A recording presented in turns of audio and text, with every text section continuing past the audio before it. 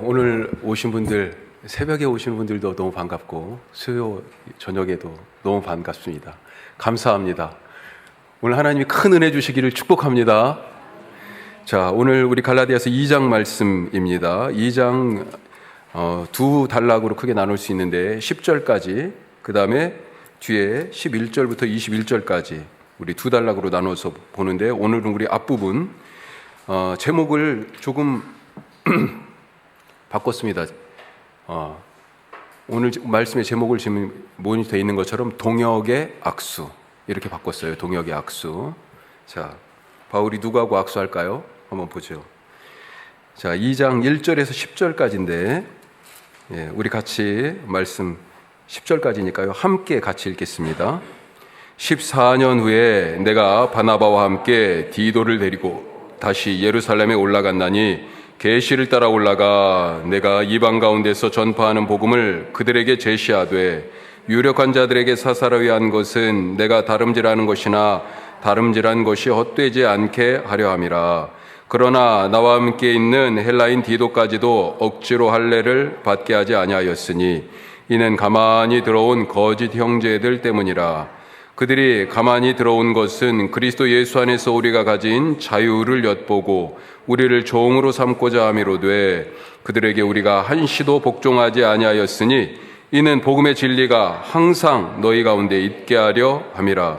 유력하라는 이들 중에 본래 어떤 이들인지 내게 상관이 없으며 하나님은 사람을 외모로 취하지 아니하시나니 저 유력한 이들은 내게 의무를 더하여 준 것이 없고 도리어 그들은 내가 무할례자에게 복음 전함을 맡은 것이 베드로가 할례자에게 맡음과 같은 것을 보았고 베드로에게 역사하사 그를 할례자의 사도로 삼으신 이가 또한 내게 역사하사 나를 이방인의 사도로 삼으셨느니라.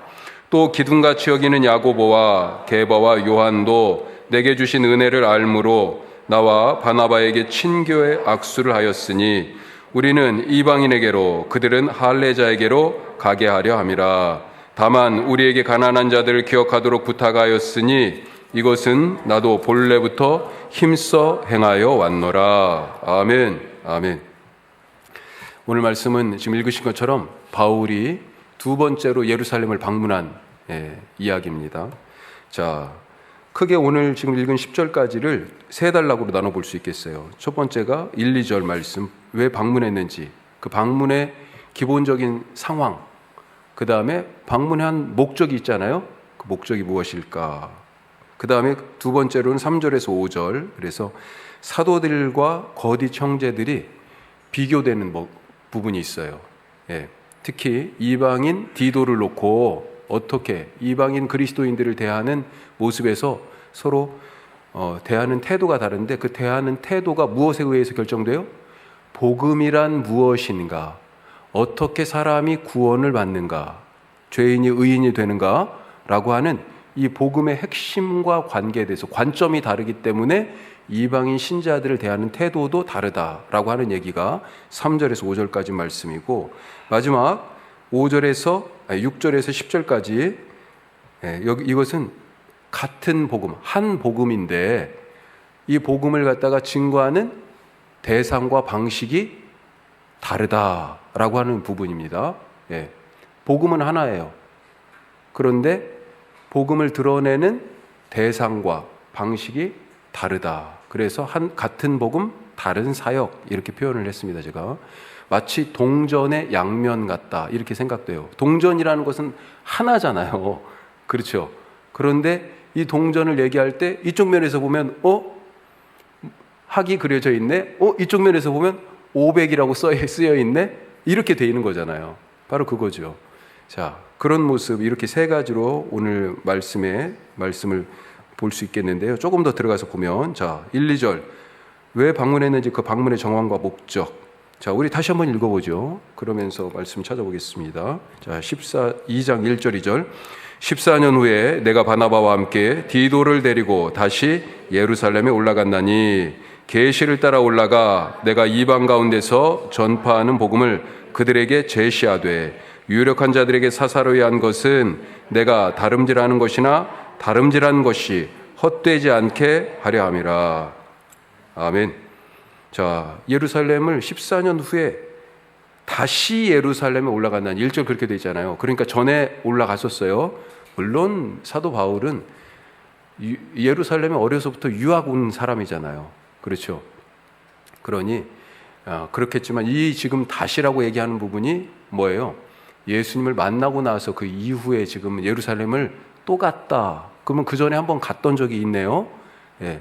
자, 그런데 처음 방문과 그 이후의 방문의 사이가 14년이었다.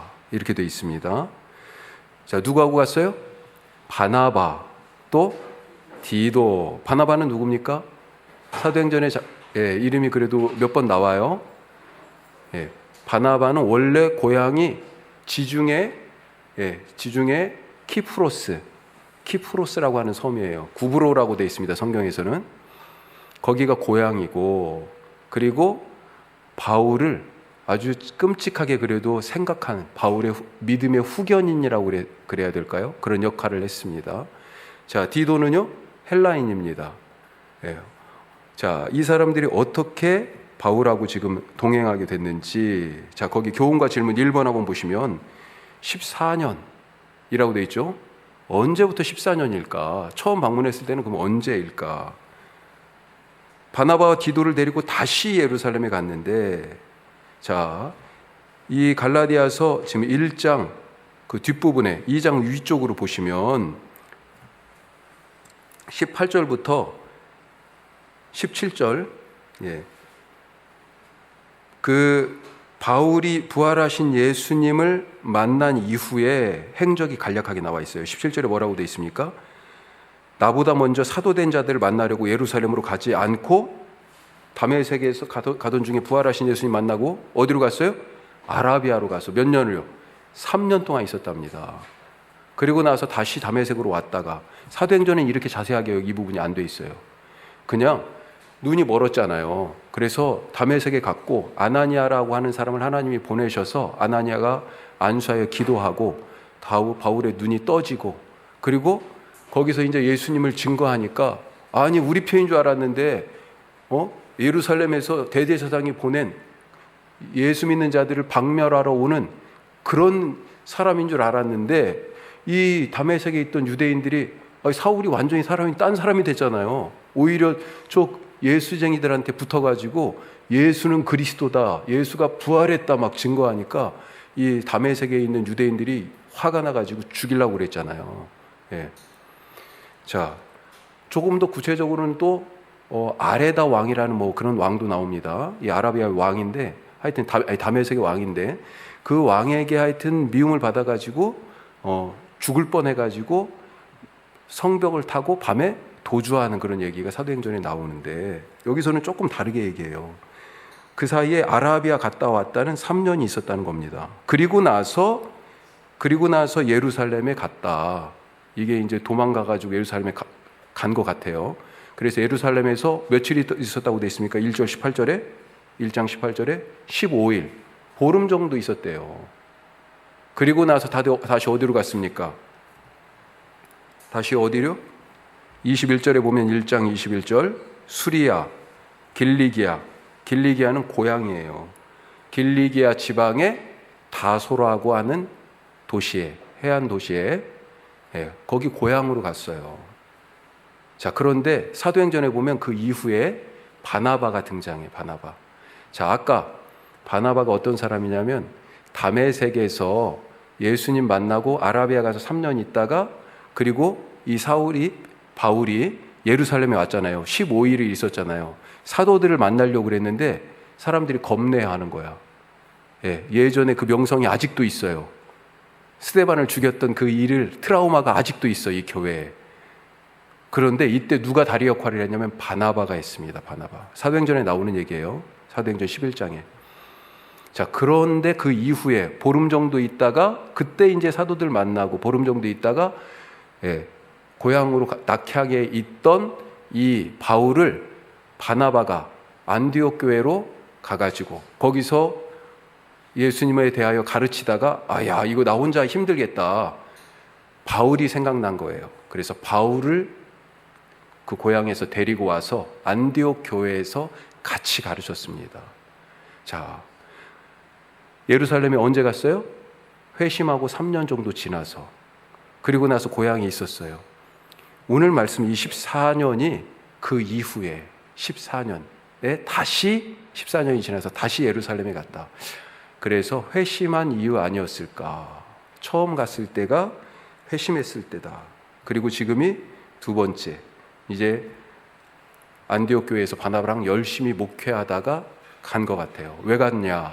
또 이것도 사도행전에 나와 있는데 사도행전하고 지금 연결해서 계속 말씀드린 겁니다. 11장에 보면 사도행전에 유대에서 온 선지자 아가보라는 사람이 있습니다. 이 아가보가 천하에 큰 흉년이 들 것이다. 그렇게 예언했어요. 클라우디우스 로마 황제 클라우디우스 때 큰 흉년이 들 거다. 이런 얘기를 했다고요. 그리고 정말로 언제 이 클라우디우스가 로마의 4번째 황제인데 언제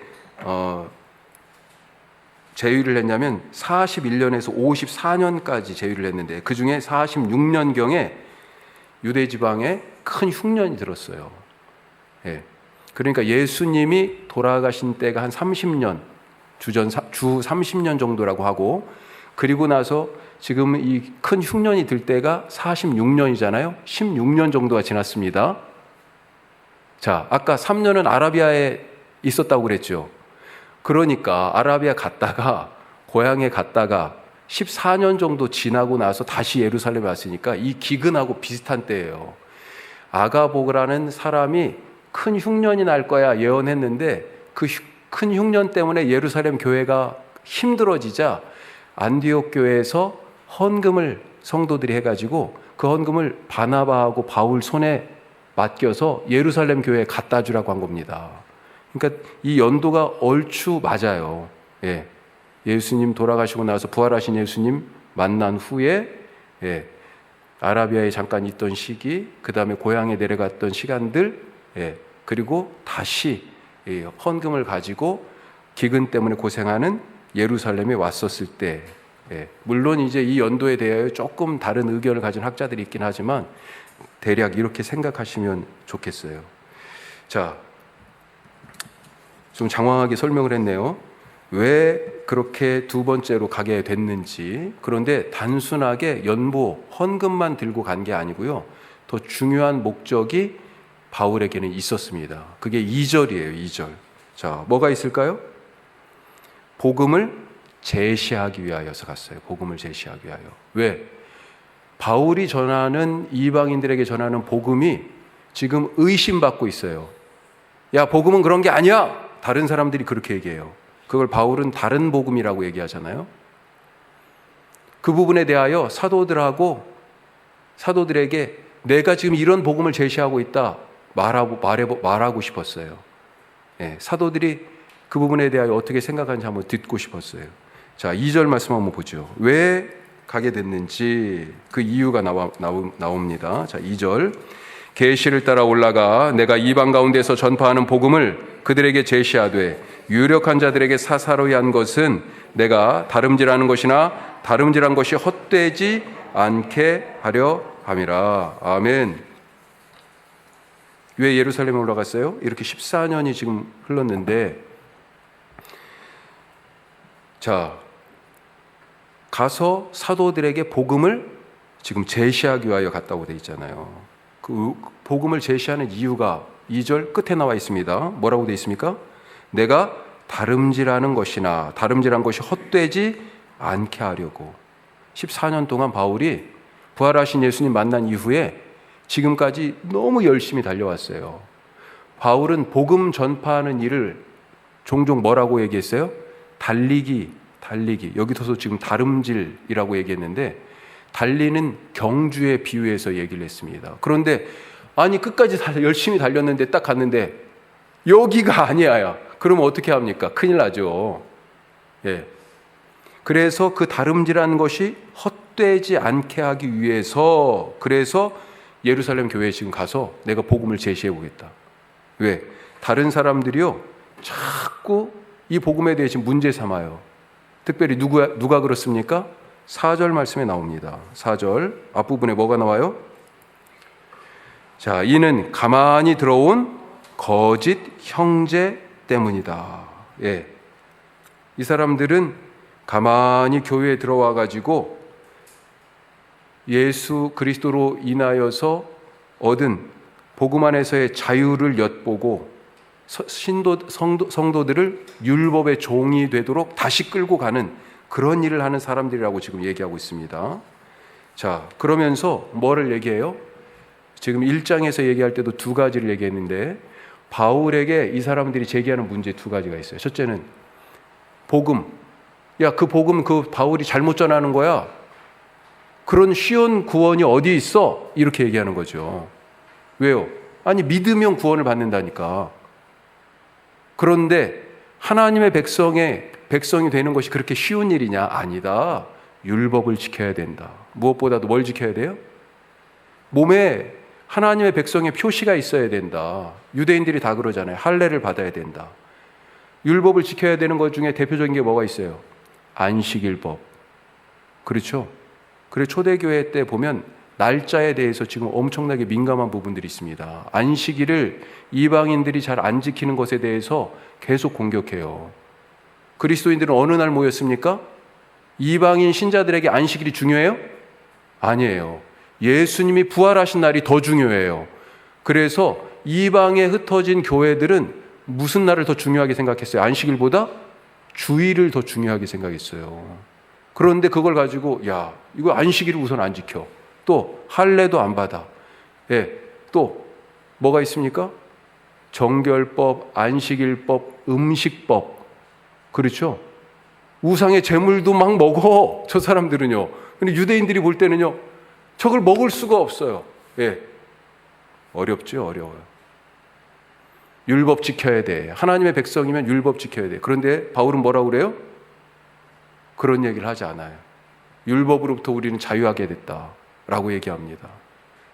구원은 믿음으로 얻는 것이다. 할례가 없어도 하나님의 백성이다. 그렇게 얘기하는 거예요. 그러니까 뭐라고 그래요? 이 유대 신자들이 저거 완전히 싸구려 복음인데 이렇게 얘기하는 거죠. 바울이 전하는 복음을. 그러면서 바울의 복음을 공격하는 또 하나 포인트가 뭡니까? 바울이 이런 엉뚱한 복음을 전하는 것은 그가 사도가 아니기 때문이야. 이렇게 얘기합니다. 너희들 누군지 다 알잖아, 바울. 스데반 집사님 죽일 때 앞장섰던 사람이야. 그가 행했던 악명들, 그 악한 일들을 다 알잖아. 그는 교회를 파괴하는 자야. 사도들도 그를 잘 몰라. 막 이런 식으로 얘기했다는 거죠. 바울의 사도직에 대하여서 그리고 바울이 전하는 복음에 대하여서 다 잘못된 것이다 라고 그렇게 문제를 제기하고 있었습니다. 거짓 형제들이.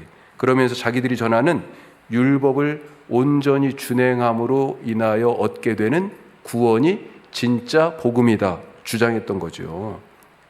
자, 이런 문제를 지금 몇 년 동안 제기받은 거예요? 14년간이나. 어땠을까요? 내가 만약에 그렇게 계속 당신 목사야? 누군가 저한테 와가지고 예? 제가 졸업장도 띄워다 줬어, 학교.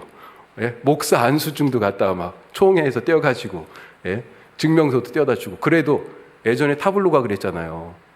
스탠포드를 나왔는데 스탠포드 안 나왔다고 막 예? 스탠포드를 안 나왔다고 자꾸 그러니까 뭐 예, 학교에서 증명도 해주는데 그것까지 안 믿어. 얼마나 답답해요.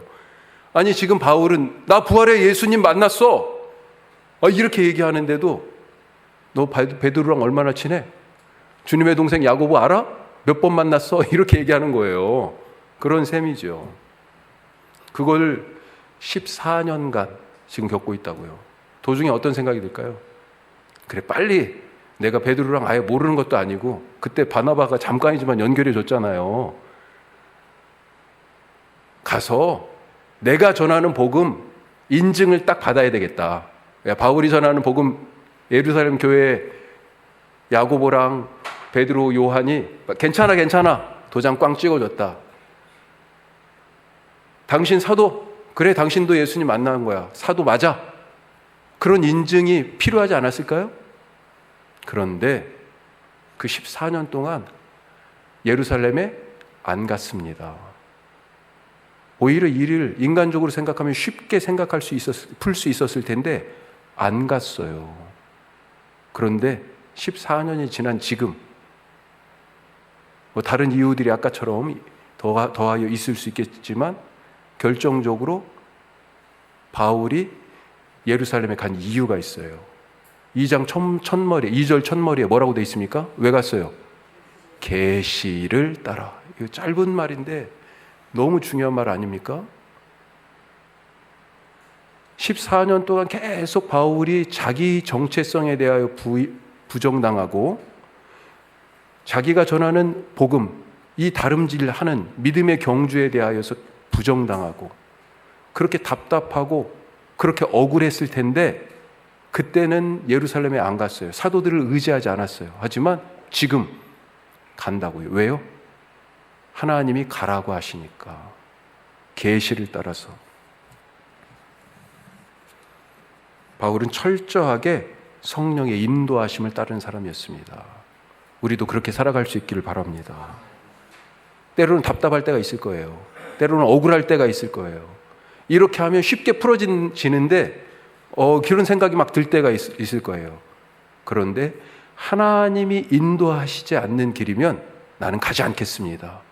그 길이 쉬운 길이고 문제가 해결될 것 같은 그런 길이고 내 답답함을 지금 당장 풀 수 있을 것 같은 그런 방법일지라도 하나님이 인도하지 아니하시면 나는 행하지 않겠습니다. 이런 마음이, 이런 결정이 우리 가운데 있을 수 있길 바랍니다. 자, 지금 세 번째 거 했어요. 하나님의 안내를 따르라. 하나님의 안내를 따르라. 자, 우리 두 번째 단락 내용을 한번 보시면 사도들과 그 다음에 거짓 형제들이 이방인 신자들을 특별히 대하는 태도가 다르다고 그랬죠. 예, 다른 이유 중에 하나가 뭐예요? 복음에 대한 이해가 다르기 때문에 그런 것입니다. 자, 3절에서 5절만 한번 다시 읽어보겠습니다. 자, 이방인 하나가 등장합니다. 여기. 자, 3절에서 5절입니다. 그러나 나와 함께 있는 헬라인 디도까지도 억지로 할례를 받게 하지 아니하였으니 이는 가만히 들어온 거짓 형제들 때문이라. 그들이 가만히 들어온 것은 그리스도 예수 안에서 우리가 가진 자유를 엿보고 우리를 종으로 삼고자 함이로되 그들에게 우리가 한시도 복종하지 아니하였으니 이는 복음의 진리가 항상 너희 가운데 있게 하려 함이라. 아멘. 자, 3절 말씀은 이방인 신자, 특별히 누구요? 디도에 대해서 갖고 있는 사도들의 태도 어떻게 되었습니까? 억지로 할례를 받게 하지 않았다 그랬습니다. 왜요? 구원받는데 할례가 필요한 게 아니거든요. 4절 말씀에 그런데 이방인 신자들을 대하는 거짓 형제, 이 사람들도 예수 믿는다는 사람들이에요. 그런데 아직 유대인의 그 정체성을 못 버렸어요. 그래서 유대인 신자들 이렇게 얘기할 수 있는 사람들입니다. 철두철미하게 율법의 바탕에서 예수님을 받아들인 사람들이에요. 자, 이 사람들 이방인 신자들을 율법의 종으로 삼으려는 거짓 형제들, 이들은 어떻게 했어요? 이 이방인 신자들, 당신 그거 가지고는 구원 못 받아.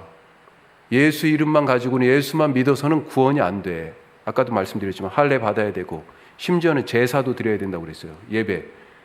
그때 당시에 예배는 뭐예요? 짐승을 잡아 죽이는 성전에서의 예배잖아요.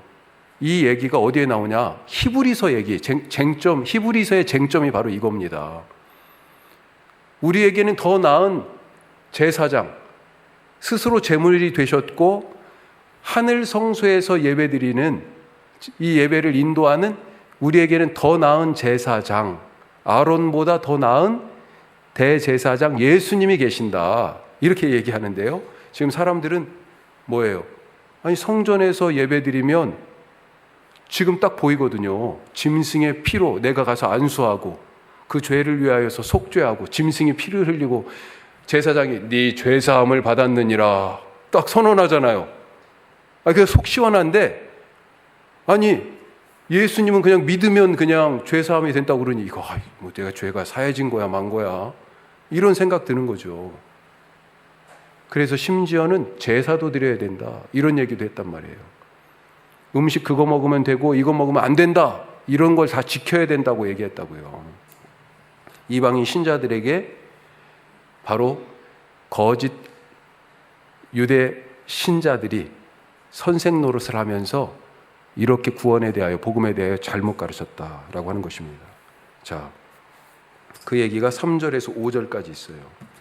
자, 문제는 뭐예요? 이런 문제들이 있기 때문에 지금 갈라디아 교회에 14년 전에 예루살렘에 있었던 문제가 지금 14년, 지금 훨씬 그 시간이 지난 후에 갈라디아 교회에도 이와 같은 문제가 똑같이 있어서 예전에 두 번째로 예루살렘을 방문했을 때의 이야기를 지금 갈라디아 교회들에게 바울이 지금 해주는 거잖아요. 편지로 써서. 자, 우리 2번 보겠습니다. 2번. 4번 보겠습니다. 4번.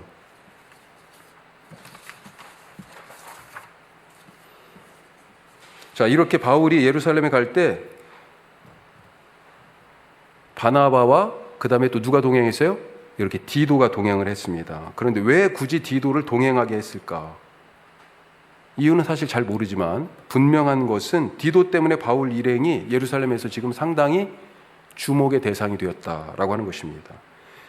이 디도는 누구라고 되어 있습니까? 헬라인, 이방인입니다. 이방인. 할례받지 않은 사람이기 때문에. 그래서 디도가 예루살렘에서 사실은 디도랑 같이 다니는 이 바울이 어떤 사람들은 엄청나게 지금 불편해 보여요. 불편해 보여.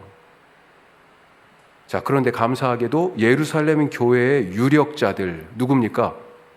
이 유력자들이 주님의 동생 야고보, 또 베드로, 요한, 오늘 말씀에서는 세 사람이 나와요. 예루살렘 교회의 지도자 그룹에 있는 이 사람들이요, 디도가 억지로 할례를 받도록 요구하지 않았다는 거예요. 자, 그런데 나중에 바울과 같이 다니는 사람 중에 누가 있냐면 디모데가 있습니다. 디모데. 그런데 디모데는 엄마는 유대인이고 아빠는 헬라인이에요. 사도행전 16장에 디모데가 나오는데 루스드라라고 하는 곳에서 디모데를 만납니다. 그리고 전도하고 이 디모데가, 어린 디모데가 바울을 이제 따라가기로 해요. 자, 그러면서 디모데를 설명하는데 엄마는 유대인, 아빠는 헬라인. 그런데 이 디모데에게 바울이 할례를 받도록 해요. 할례를 받도록 해요. 아니, 디도는 할례를 받지 않아도 된다라고 해놓고 디모데는요, 할례를 받도록 합니다. 이유가 있어요. 자, 거기 작은 글씨로 써있죠. 4번 아래에 사도행전 16장 3절 같이 읽습니다. 바울이 그를 데리고 떠나고자 할새 그 지역에 있는 유대인으로 말미암아 그를 데려다가 할례를 행하니. 누구 때문에요? 그 이방 땅, 터키 땅, 거기 주변에 사는 루스드라, 이고니온, 지금 여기가 아주 복음을 쉽게 안 받아들이는 동네예요. 루스드라는 전에도 말씀드렸지만 바울이 돌 맞아 죽을 뻔한 곳입니다. 디모데가 거기 출신이에요. 지금 거기에 있는 유대인들을 전도하기 위하여서, 그들에게 복음 전파하기 위하여, 야 디모데, 너는 할례를 받는 게 좋겠어 라고 한 겁니다. 그런데 디도는 헬라인, 이방인이잖아요. 너는 안 받아도 괜찮겠어 라고 한 거죠. 그 상황과 일들이 다르지만 목적은 하나예요. 뭡니까? 복음 전파예요. 복음 전파. 복음이 바뀐 거예요? 아니에요. 복음은 변하지 않았어요. 그래서 이 갈라디아서 뒤쪽 5장 6절 한번 보세요. 거기 노트에도 있습니다. 5장 6절 뭐라고 돼 있어요? 그리스도 예수 안에서는 할례나 무할례나 효력이 없으되 사랑으로서 역사하는 믿음뿐이니라. 아멘. 사랑으로 역사하는 믿음, 뭐예요? 바로 복음 전파죠. 그것을 위하여서는 할례든지 무할례든지 상관없다는 거죠. 그래서 때로는 디모데에게는 너는 할례 받는 게 좋을 것 같아.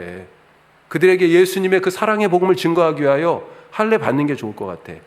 디도에게는요, 너는 안 받는 게 더 좋을 것 같아. 우리가 복음 전파를 위하여 때로는 유연할 수 있어야 된다는 거죠. 예. 여러 사람들하고 같이 있을 때 무엇이 복음 전파를 위하여 더 합당한지 하나님께서 우리에게 좋은 지혜 주시고 성령의 인도하심이 있어서 우리가 어떤 선택을 하든지 하나님이 기뻐하시는 그런 복음 안에서의 선택이 될 수 있기를 간절히 바랍니다. 자, 우리 두 번째 한번 보죠. 두 번째, 진리 안에서 자유하고 당당하자라고 하는 것입니다. 진리 안에서 자유하고 당당하자. 진리 안에서 자유하고 당당하자. 예수님께서 복음에 대해서 이렇게 말씀하셨어요. 거기 누가복음 8장 17절 있죠. 2번 아래 이렇게 되어 있습니다. 숨은 것이 장차 드러나지 아니할 것이 없고 감추인 것이 장차 알려지고 나타나지 않을 것이 없느니라. 무슨 말씀이에요? 진리는 감추어지지 않는다는 것입니다. 결국은 드러나 스스로 진리임을 증명해요. 자, 씨앗을 뿌렸어요. 죽어 있으면 이게 땅 위로 안 나오죠. 그렇죠? 그런데 살아 있으면 어때요? 흙이 덮여 있는데도 불구하고 그 흙을 뚫고 나오는 것입니다. 생명 있는 것은 드러나게 돼 있어요. 죽은 것은요, 땅 속에 묻혀 있게 돼 있어요. 안 보여요. 진리, 살아있는 것은 드러나게 돼 있어요. 아무리 감추려고 해도 드러납니다. 따라서 진리가 진리인 것을 알리기 위해서 누구의 지지나 인정이 필요하지 않습니다. 아까도 말씀드렸지만 14년 동안 바울이 얼마나 답답했겠어요. 어떤 때는요, 야, 내가 빨리 사도들한테 당신은 사도 맞아, 당신이 전하는 복음 이상 없어, 문제 없어 라고 하는 인증서 하나 빨리 받아가지고 와야 되겠다. 그래야 마음대로 이방 땅에 가서 복음을 막 전하지. 누가 뭐라고 하면 봐라, 베드로가 나한테 이렇게 추천장을 써줬는데 이런 얘기 할 수 있을 거 아니야. 이런 마음도 들었을 거예요. 그런데도 불구하고 바울은 그것에 의지하지 않았어요. 왜요? 진리가 스스로 자기를 드러낼 거니까. 예수가 그리스도요, 예수 십자가의 죄사함이 있고 예수님께 부활과 영생이 있고 그것을 믿는 자가 구원을 받는다라고 바울이 믿고 전했기 때문에 그것이 진리가 됩니까? 아니죠. 절대 그렇지 않습니다. 바울이 믿지 않아도 진리고요, 바울이 전하지 않아도 결국 그것은 스스로 드러나게 돼 있습니다. 중요한 것은 이 복음의 진리를 알고 믿고 그 안에 거하여서 살아가니까 어떻게 돼요? 자유하고 당당하게 되더라는 것입니다. 십자가의 진리 안에 있으니까 어떻게 돼요? 죄로부터 자유하게 되고, 부활의 진리 안에 있으니까 영생을 가졌잖아요. 그러니까 죽음도 두렵지 않은 거예요. 이 세상에 죽음보다 두려운 것이 무엇이 있어요? 이렇게 진리 안에 있는 자는 자유롭고 당당합니다. 오늘 말씀의 바울이 바로 그 예예요. 자, 사도들을 만나러 갔는데 구걸하듯이 간 게 아니에요.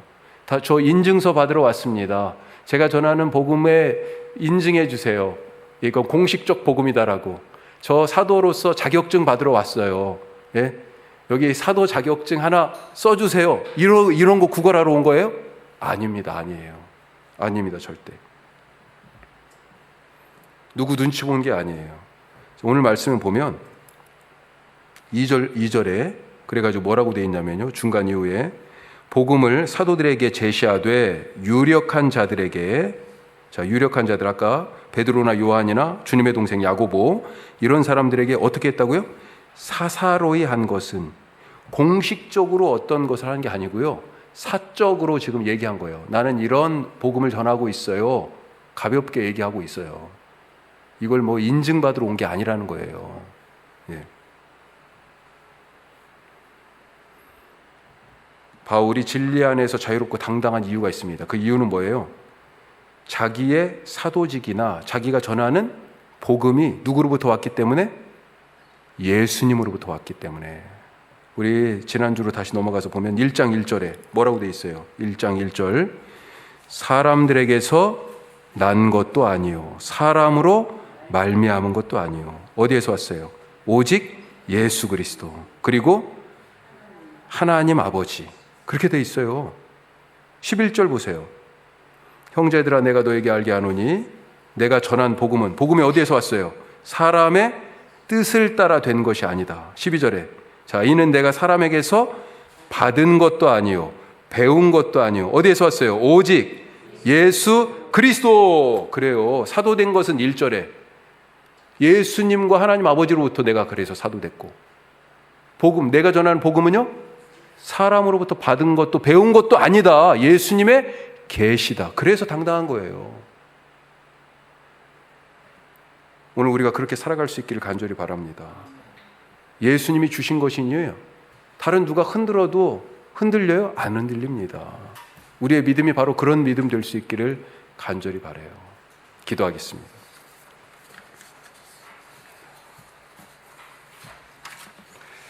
자, 오늘 말씀 생각하십시다.